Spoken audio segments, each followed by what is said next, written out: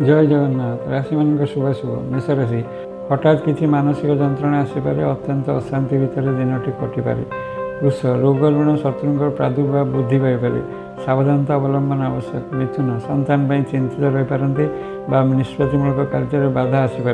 कर्कट सुख शांति किसी बाधा आसपे, कर्म को नहीं चिंतित रहीपारती। सिंह कर्म बंधु सहयोग आनंदित हो पारती।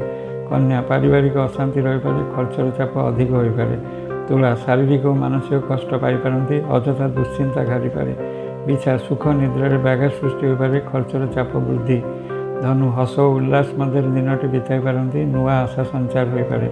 मकर कर्म को नहीं चिंतित रहीपारती, अଯଥା दुश्चिंता आसपे।